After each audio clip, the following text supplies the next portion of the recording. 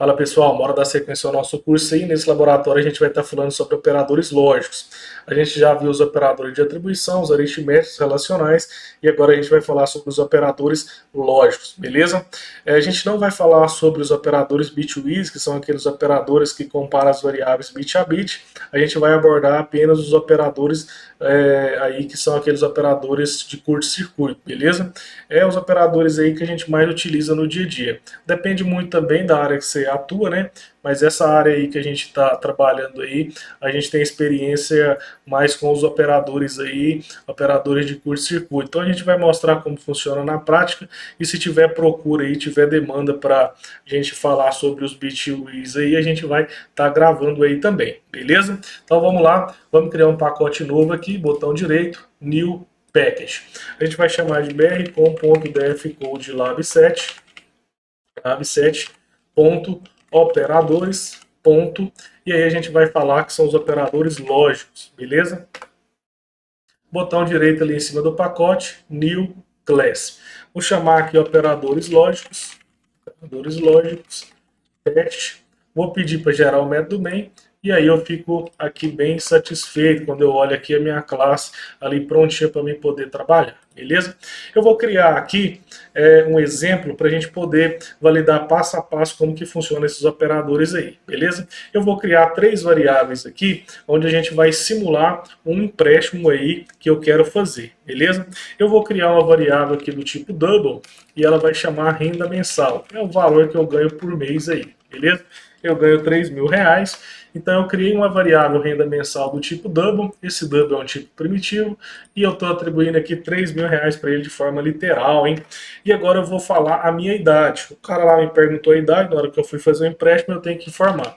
Estou criando uma variável idade ali do tipo int, estou falando que eu tenho 30 anos, beleza? E aí uma outra pergunta que ele me fez ali na hora de fazer o empréstimo é se eu tinha emprego, se eu estava empregado ou não.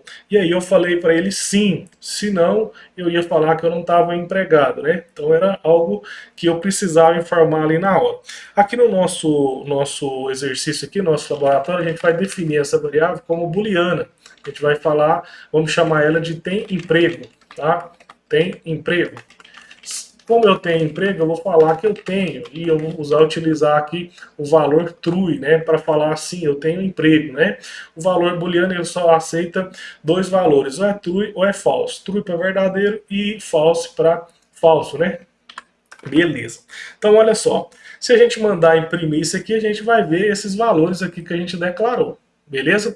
Só que aí agora a gente precisa começar a fazer a regra que o cara lá fez, com base, fazer aqui agora, né, aplicar as regras com base nas perguntas que o cara fez para mim na hora que eu fui fazer o empréstimo. É isso que eu queria falar. Ótimo, show de bola. Então olha só, eu cheguei lá e o cara foi e perguntou, qual que é a sua idade? Minha idade é 30, eu recebo 3.000 e eu tenho emprego.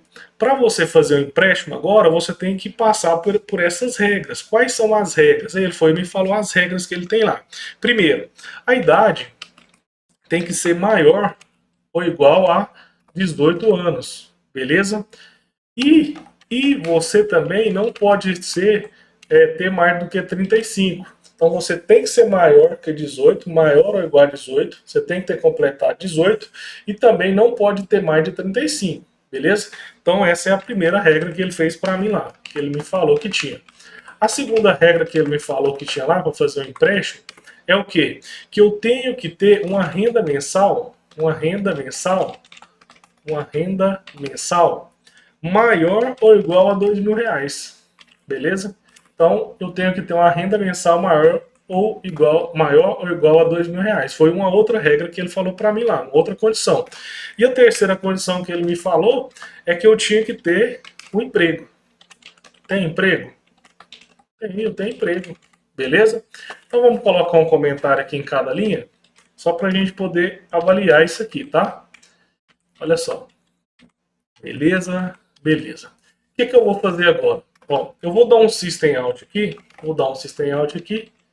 tá?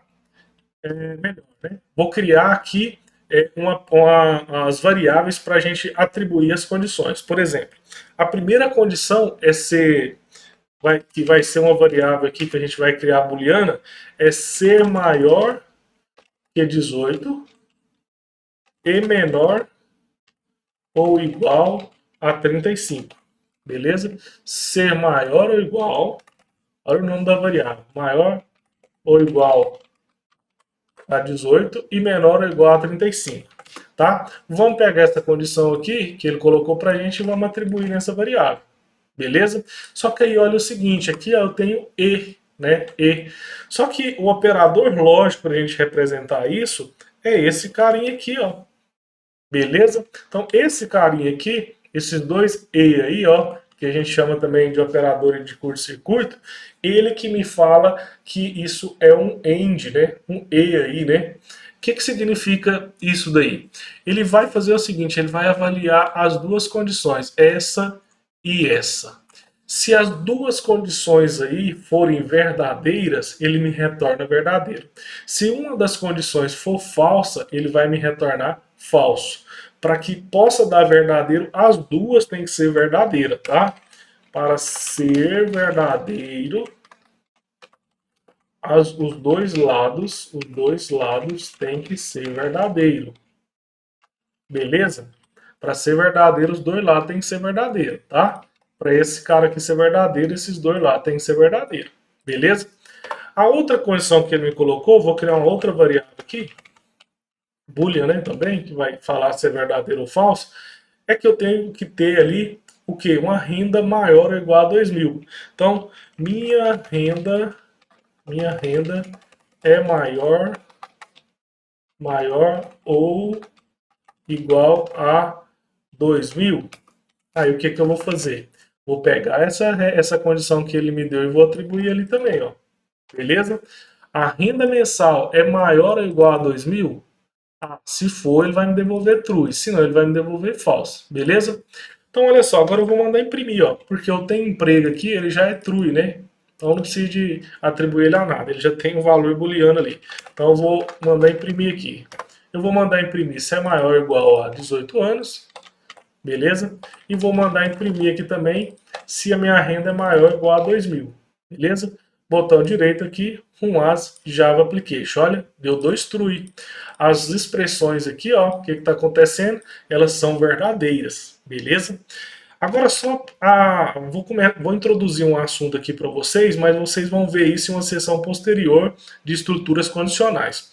Todas as vezes que eu preciso testar uma condição em Java, avaliar uma condição para mim poder tomar uma decisão, eu utilizo o que a gente chama de condicional, tá? Então, como que é a estrutura?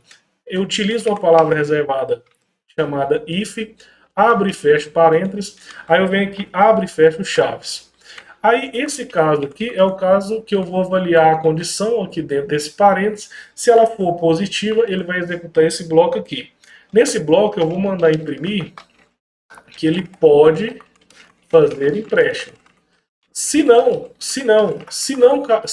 essa expressão aqui, se essa condição não for verdadeira, ele vai executar o else ali, que é o se não, tá? Aí ele vai executar esse aqui, ó. Não pode fazer empréstimo, tá? Então, se a condição for verdadeira,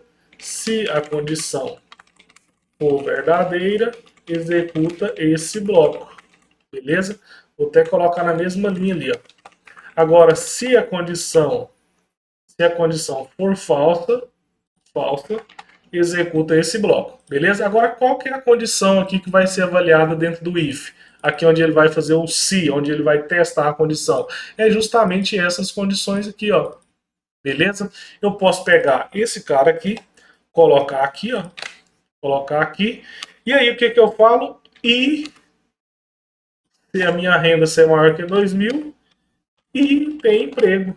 Então, olha só o que eu fiz. Eu coloquei 3 variáveis booleanas aqui e para ele poder executar essa condição aqui, todas essas 3 variáveis aqui tem que ser verdadeira. Todas as 3 tem que ser true. Se essa for true, essa for true e essa for true, ele vai executar isso. Se não, ele vai executar isso. Aonde que está esse i para ele olhar, né? Onde está o i? Olha o i aqui, ó. Essa condição tem que ser verdadeira e essa aqui tem que ser verdadeira e essa daqui também tem que ser verdadeira. Então, onde tiver isso aqui, você troca pelo i, né? E aí, quando você troca pelo i, você está falando essa e essa e essa. Beleza? Então, essas três tem que ser verdadeira. Botão direito, com as Java Application. Pode fazer empréstimo. Eu vou fazer uma dessas condições ficar falsa. Vou alterar a idade ali para 17 anos. Então, o que vai acontecer? Ó, botão direito, com as Java Application. Observa que aqui ó, deu false, ó, justamente nessa expressão aqui, ó, onde ele está avaliando essas duas condições. Por quê? A idade dele é menor que 18, né? Então ele não pode fazer empréstimo. Quando chegou aqui que ele foi ver a idade, ele viu que era falso. Aí ele nem executa esses outros aqui, ó. Por isso que é chamado de curto-circuito, né? Quando ele vê que algo deu errado, ele nem continua. Então aqui o operador curto-circuito end aqui, né? O E que a gente fala, ele avalia as expressões de ambos os lados. Se uma delas der falso, ele nem vai executar as demais. Então, por exemplo, chegou aqui, tá verdadeiro, ele executa para ver essa outra aqui. Se essa deu falso, essa daqui nem vai ser avaliada. Então ele avalia a primeira, deu verdadeira, avalia a segunda, deu verdadeira, avalia a terceira. Se uma delas der falso, não executa, beleza? A gente fez dessa forma aqui, atribuindo nas variáveis, mas a gente poderia fazer diferente também, ó. Vamos tirar tudo isso aqui, aí a gente pega isso daqui, copia aqui, ó, recorta, né? Cola aqui dentro, aí a gente faz um i aqui, traz essa condição para cá também, traz essa condição para cá também, aí a gente faz um outro i aqui e traz o tem emprego ali, ó, tem emprego.